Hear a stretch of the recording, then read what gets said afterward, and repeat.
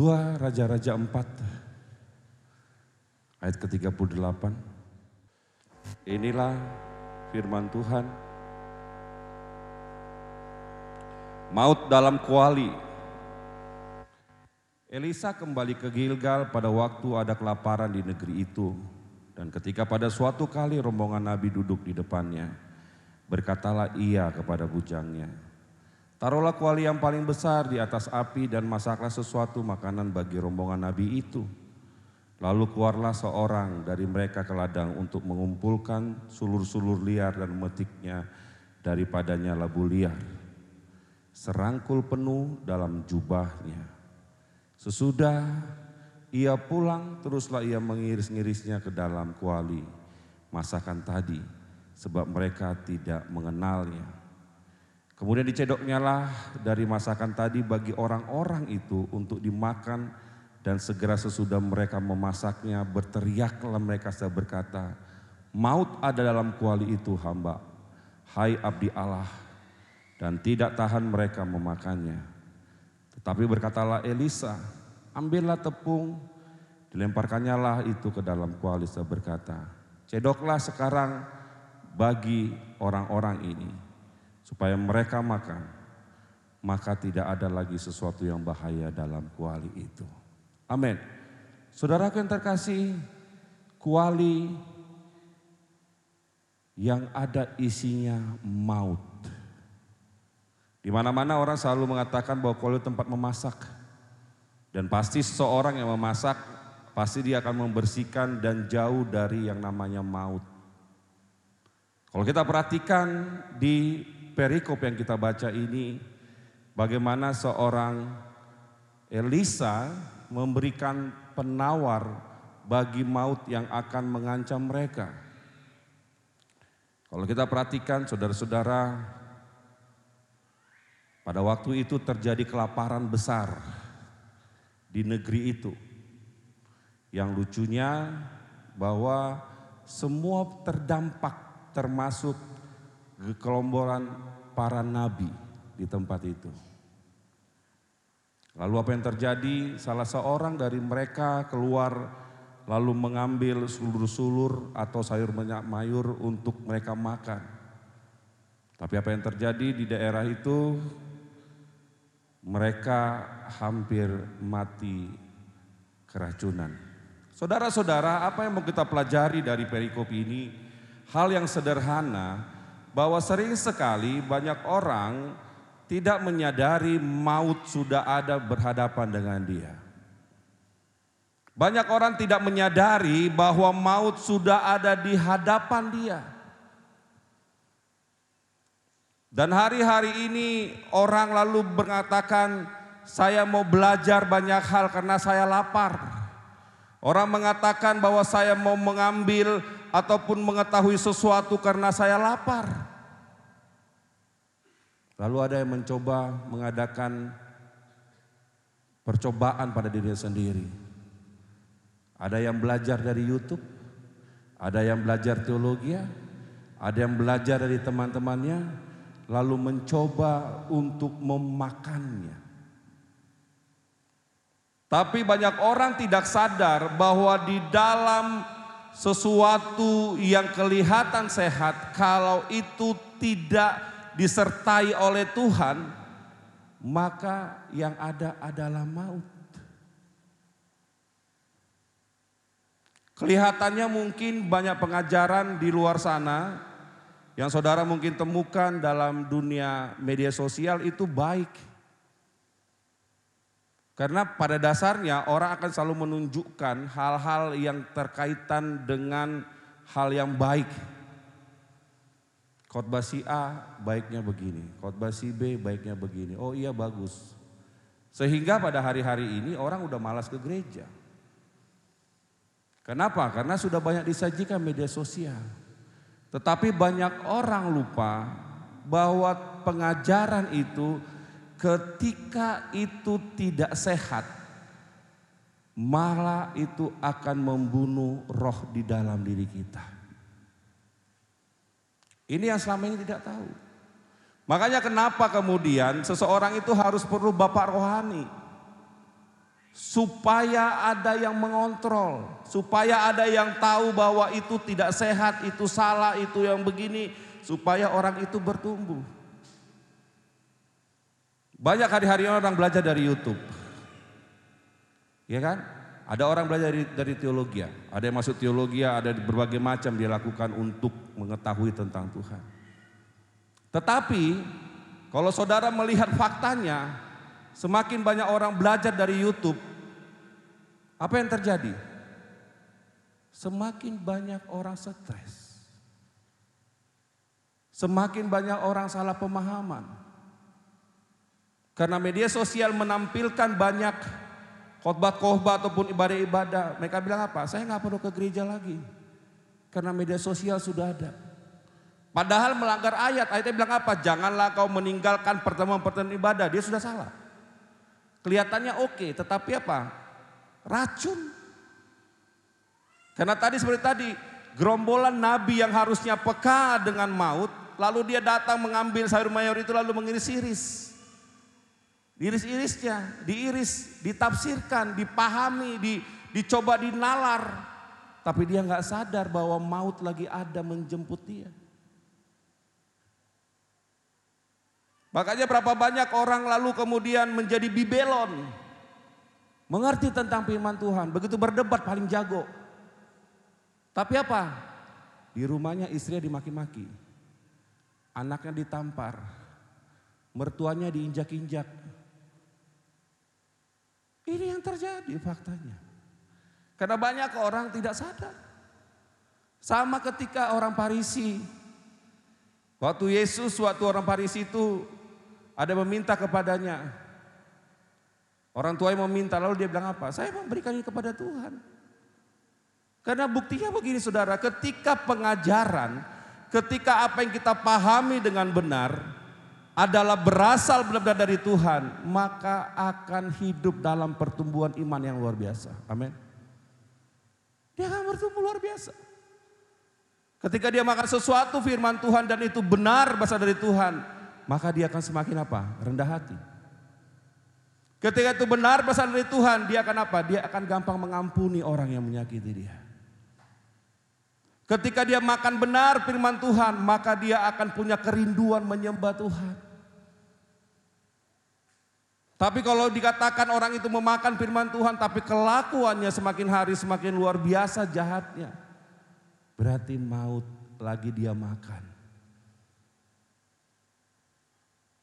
Karena firman Tuhan itu selalu membuat orang berjumpa dengan Tuhan. Kebenaran yang sesungguhnya akan membuat orang berjumpa dengan Tuhan. Kalau semakin kita belajar firman Tuhan, semakin kita stres, berarti ada yang salah dengan itu. Semakin kita belajar dengan Tuhan, semakin kita nggak bisa menyatu duduk tertawa dengan istri kita, dengan pasangan kita, berarti ada yang salah. Semakin kita belajar firman Tuhan bahwa kita tidak bisa duduk bersama orang tua kita berbicara dengan hangat, berarti ada yang salah. Karena kasih itu akan memberikan kehangatan. Firman Tuhan itu adalah kasih yang menghangatkan, yang melembutkan, yang merendahkan, yang dia menyadari bahwa saya orang sombong dan saya mau rendah hati. Saudara, hati-hati. Ketika kita menjadi liar,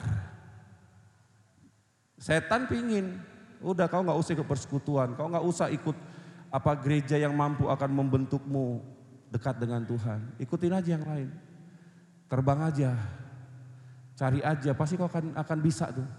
Kenapa? Sudah banyak dipaparkan, sudah banyak dimunculkan hal-hal yang baik, kau bisa lihat. Ya. Saudara, penawaran setan kepada perempuan itu kan sederhana. Aduh, udah kau makan aja, nanti kau seperti Allah. Makan aja. Ada banyak hal di dalam hidup manusia ini yang membuat jiwanya hidup dalam maut. Apalagi ketika kita semakin bertambah-tambah keinginan kita akan hidup ini. Alkitab mengatakan, Roma 8 katakan apa? Daging membawa kepada maut. Hidup dalam maut. Apa maut yang dirasakan orang yang sederhana? Sederhana sekali maut ini. Yang pertama sekali kegelisahan. Ketika kegelisahan dalam dirimu ada, berarti kau maut. Itu tanda-tanda kau dapat maut nih. Lalu apa? Kau semakin sombong dengan apa yang kau kerjakan misalnya. Itu adalah maut. Terus kau akan susah mengampuni orang menyakitimu. Itu kau lagi masuk ke dalam area maut. Kau susah untuk datang menyembah Tuhan. Kau tidak pernah memberikan waktumu duduk dengan Tuhan. Itu kau lagi mendatangkan maut dalam hidup. Tuhan tidak sadar bahwa dia membawa maut tiap-tiap hari. Dia bawa maut tiap hari. Kegelisahan tiap hari muncul. Kebingungan tiap hari muncul. Suami istri nggak boleh tidak akur. Mertua tidak akur. Sama orang tua tidak akur. Sama tetangga tidak bisa akur. Susah untuk mengampuni. Susah untuk menerima kekurangan orang lain. Saudara, pertanyaan sederhana adalah, sampai kapan kita hidup dalam maut yang kita ciptakan sendiri? Sampai kapan? Sampai kapan kita membiarkan hidup kita hidup dalam maut yang setiap hari menjemput kita? Banyak orang mengatakan mungkin, oh saya nggak akan jatuh karena saya hebat bawa kendaraan misalnya.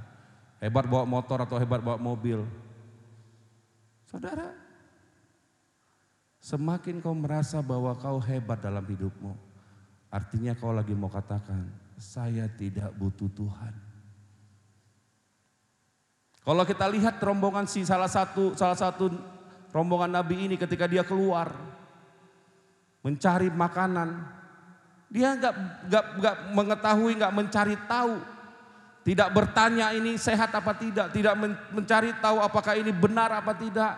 Dia main ambil saja, main iris saja, dan lalu dia mau masak dengan hebatnya dan merasa dia mengetahui banyak hal. Inilah cara-cara iblis yang akan menghancurkan setiap orang. Banyak orang bilang saya nggak butuh gereja. Banyak orang bilang saya nggak butuh bapak rohani. Banyak orang bilang saya nggak butuh hamba Tuhan. Karena saya sudah bisa bypass langsung ke Tuhan. Saudara, mungkin betul. Tetapi hati-hati. Ketika ada orang yang Tuhan tetapkan menjadi bapak rohani, kita harus datang menghadapinya. Kalau tidak, kita akan mengalami maut. Elisa ini adalah tokoh seorang nabi yang memimpin para nabi. Ketika dia melihat ada maut, dia memberikan solusi terhadap orang-orang itu. Saudara, ada satu kejahatan di dalam diri manusia. Apa itu? Tidak mencari tahu. Artinya dalam arti apa? Sok tahu. Banyak orang hari-hari ini sok tahu. Kalau itu gampang, nanti bisa kok. Itu saya nggak perlu belajar terlalu banyak, itu saya tahu di YouTube ada, tinggal search jadi. Gak perlu terlalu heboh, terlalu euforia, gak perlu untuk belajar lebih dalam lagi. Bagi banyak orang juga selalu berpikir begini. Ya hidup ini ya bertuhan itu biasa-biasa saja lah.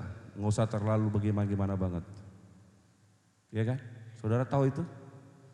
Pernah sering dengar gitu? Biasa-biasa aja, udahlah bergereja itu gitu-gitu aja. Nanti gereja itu banyak menyakiti kok.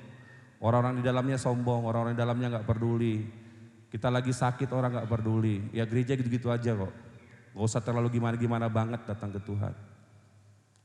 Ketika kita memutuskan bahwa kita tidak peduli dengan Tuhan, tidak mau datang menyembah Tuhan, tidak mau serius datang ke Tuhan, kita lagi menciptakan maut di dalam diri kita. Kita lagi hidup dengan maut. Tuhan Yesus melihat hal ini, makanya dia datang tengah-tengah dunia ini. Untuk setiap orang tidak mati sia-sia. Cuma kan pertanyaannya, kita mau ngambil bagian gak? Kita mau ngambil bagian gak dari situ? Atau kita nggak mengambil bagian? Kita mau nggak datang ke Tuhan dan benar-benar mencintai Tuhan, atau atau keluar dari situ? Makanya banyak orang gagal ketemu dengan Tuhan. Kita buka 2 Raja-Raja 4. Coba saudara perhatiin. Ya. Ayat yang ke-3.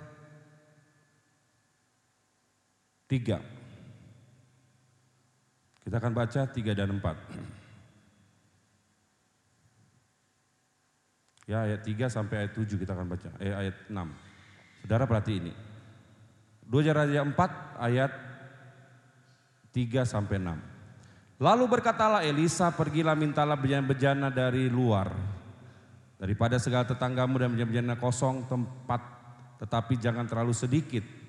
Kemudian masuklah, tutuplah pintu sesudah engkau dan anak-anakmu masuk, lalu tuanglah minyak itu ke dalam bejana, segala bejana. Mana yang penuh angkatlah.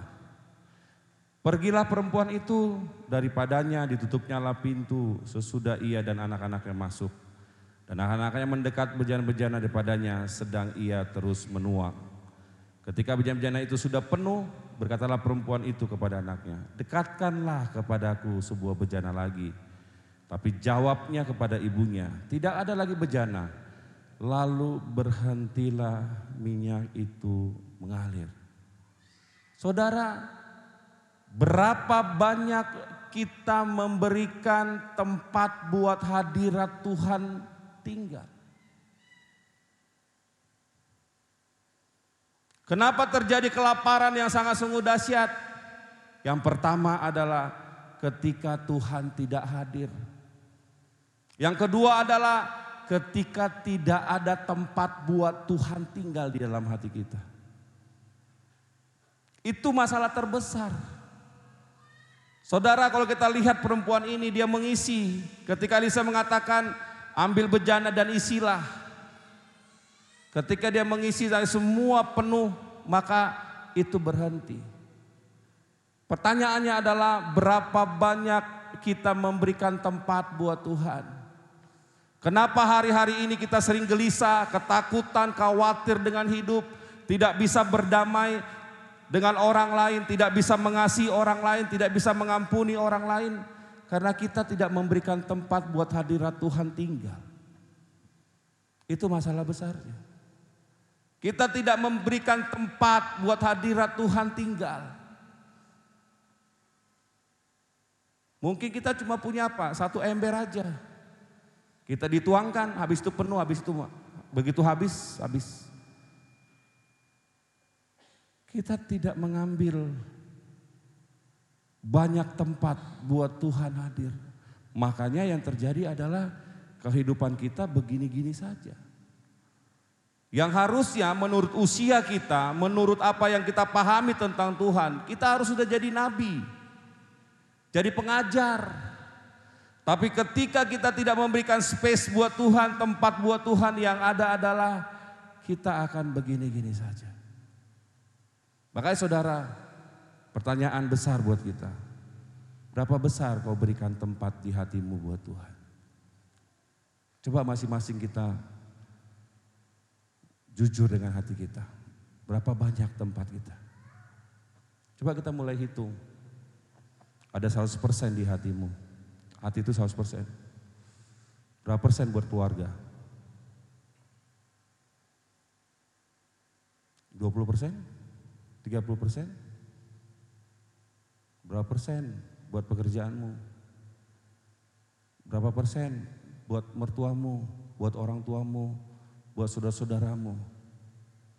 Dan pertanyaan terakhir, berapa persen buat Tuhan? Dan pertanyaannya sederhana, di antara semuanya itu, porsi mana yang lebih banyak kau berikan? Coba saudara jujur, porsi mana yang lebih banyak kau berikan? Apakah ada Tuhan dalam hatimu yang lebih besar dari semuanya? Apakah kau berikan hatimu buat Yesus? Apakah porsi Tuhan 100% di hatimu atau cuma 30%?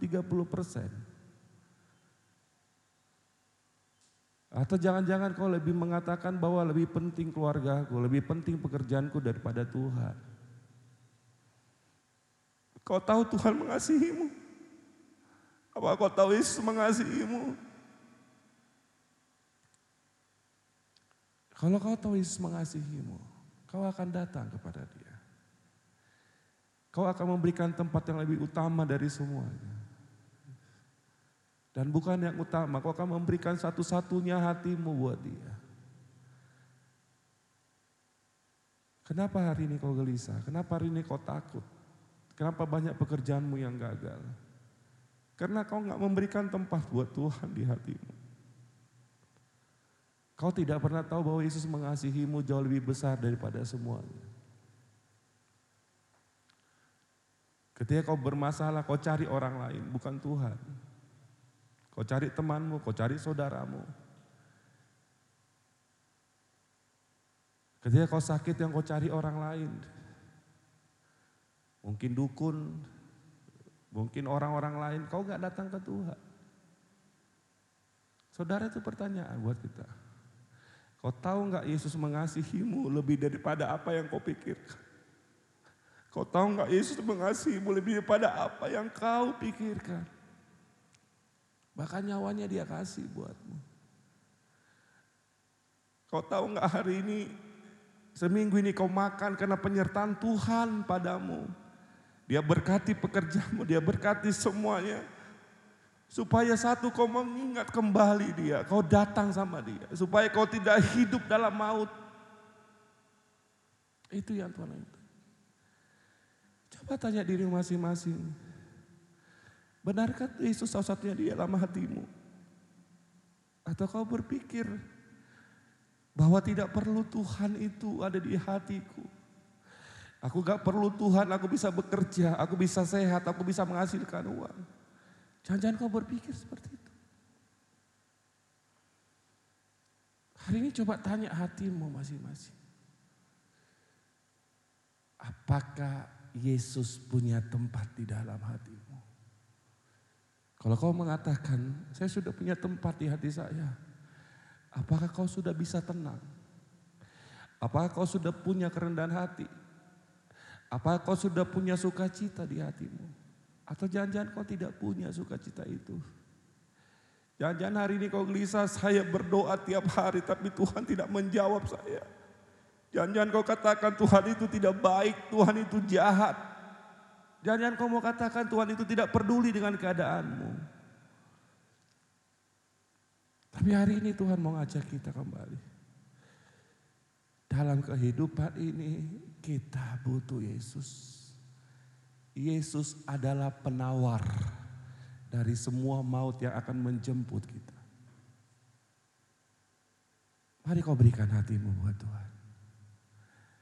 Karena Dia akan menawarkan semuanya. Dia akan memberikan penawar buat maut yang tiap saat menjemput kita. Karena Dia Bapa yang baik. Mari kau cintai Tuhanmu. Mari kau cintai Yesusmu. Jangan lari kemana-mana. Jangan lari lagi dengan pikiran-pikiranmu. Kau percaya saja. Janda yang miskin dengan anaknya itu. Dia memberikan tempat yang banyak. Untuk minyak itu terus turun. Dan akhirnya membuat dia hidup. Kembali Tuhan menawarkan buat dia. Buat kita semua. Berapa besar tempat bagiku masuk ke dalam hatimu? Coba saudara jawab. Berapa besar tempat ya saudara berikan buat Tuhan masuk? Tuhan mau 100% hatimu. Tuhan tidak mau separuh-separuh. Tuhan mau 100% hatimu.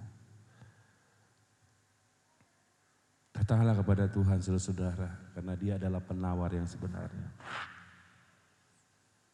Dia adalah penawar yang sebenarnya. Kalau kau gelisah hari ini, obatnya cuma satu, Yesus. Kalau kau khawatir hari ini, obatnya cuma satu, Yesus. Kalau dosa-dosamu banyak, pelanggaranmu banyak, obatnya cuma satu, Yesus. Kalau kau tidak tahu arah tujuan hidupmu, cuma satu penawarnya, Tuhan Yesus. Amin. Datanglah kepadanya. Berikan hatimu, berikan tempat buat Tuhan masuk. Supaya semua maut yang di dalam dirimu, kegelisahan, kekhawatiran, ketakutan, kebingungan, cuma satu jawabannya. Yesus yang akan menyembuhkanmu. Amin. Percayalah kepada Tuhan. Dengan segenap hatimu, dengan segenap jiwa ragamu, dengan segenap akal budimu. Karena dialah yang akan menghidupkanmu. Tuhan Yesus memberkati. Mari kita berdoa. Kami tahu Tuhan. Kami tahu Bapa. Hanya Engkau penawar racun-racun yang siap membunuh kami. Racun-racun kehidupan, kekhawatiran, ketakutan, kebingungan. Hanya Engkau yang bisa melakukannya Tuhan. Terima kasih buat cintamu. Terima kasih buat kebaikan. Terima kasih buat tanganmu Tuhan. Yang selalu menolong kami, menopang kami. Terima kasih buat semua kebaikan-Mu.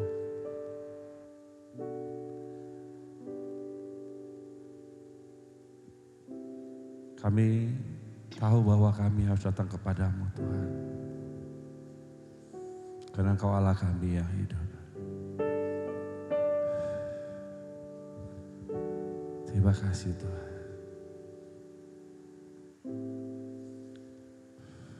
Terima kasih Bapak.